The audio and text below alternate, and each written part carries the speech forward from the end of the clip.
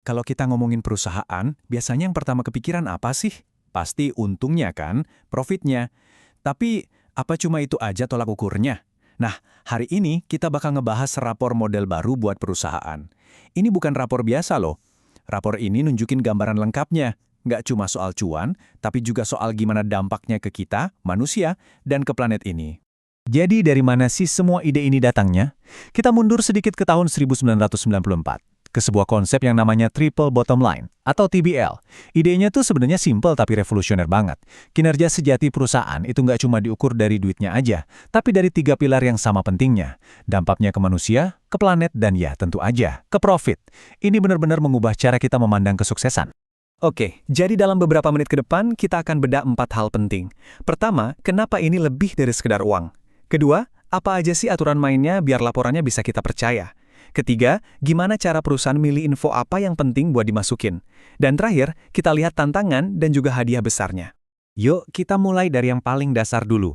Kenapa sih kita butuh cara baru buat bikin laporan perusahaan? Jawabannya simpel, karena pandangan kita soal tanggung jawab perusahaan itu sendiri udah berubah. Dulu mungkin perusahaan mikirnya yang penting pemegang saham seneng ya kan? Tapi zaman udah beda. Sekarang kita sadar perusahaan itu punya tanggung jawab ke lingkaran yang jauh lebih gede. Ke karyawannya, ke pelanggannya, ke komunitas di sekitarnya, bahkan ke bumi tempat kita tinggal. Rapor modern ya harusnya bisa mencatat semua itu. Tentunya, biar rapor ini nggak asal-asalan dan bisa kita percaya, harus ada aturan main yang jelas dong. Ada 6 prinsip kunci yang jadi pegangan biar laporan keberlanjutan itu berkualitas dan jujur. Kita bahas satu-satu ya. Ini dia, 6 pilar yang bikin sebuah laporan jadi kuat dan bisa dipercaya. Akurasi, keseimbangan, kejelasan, keterbandingan, keandalan, dan pastinya ketepatan waktu. Yuk kita lihat artinya satu persatu. Pertama, akurasi. Wah, ini sih fondasinya banget, nggak bisa ditawar. Semua informasi yang ada di laporan itu harus benar, harus detail, bukan karangan, tapi fakta. Biar apa? Biar kita semua yang baca bisa dengan yakin menilai, oh begini toh kinerja perusahaan ini. Nah, prinsip keseimbangan ini keren banget sih. Jadi laporan yang bagus itu bukan cuma pamer-pamer yang baik aja, kayak kita buka lapangan kerja loh. Nggak bisa gitu. Mereka juga harus jujur dan berani buka-bukaan soal sisi negatifnya. Misalnya, ya, kita memang masih menghasilkan emisi karbon, atau ini limbah dari produksi kita. Nah, ini yang namanya transparan. Fair kan? Lanjut, kejelasan. Coba bayangin kita dikasih laporan tebal, isinya istilah-istilah aneh yang cuma dimengerti sama ahlinya. Pasti pusing kan? Makanya laporan harus disajikan pakai bahasa yang gampang dimengerti semua orang tanpa jargon yang bikin ribet. Tujuannya kan biar pesannya nyampe. Terus, ada keterbandingan. Ini juga penting banget buat lihat progres. Kalau perusahaan laporannya konsisten tiap tahun, kita jadi bisa bandingin kinerjanya dari waktu ke waktu. Mereka makin baik atau malah sebaliknya. Nah, kuncinya ada di konsistensi pelaporan ini. 2 prinsip terakhir ini saling melengkapi buat membangun kepercayaan. Pertama, keandalan. Artinya, data di laporan itu harus bisa dicek kebenarannya sama pihak luar yang independen, kayak auditor gitu. Terus yang kedua, ketepatan waktu. Laporannya harus terbit rutin dan nggak telat, soalnya data lama yang nggak relevan lagi buat ambil keputusan hari ini. Oke, kita udah tahu gimana cara bikin laporan yang benar. Sekarang pertanyaannya, apa isinya?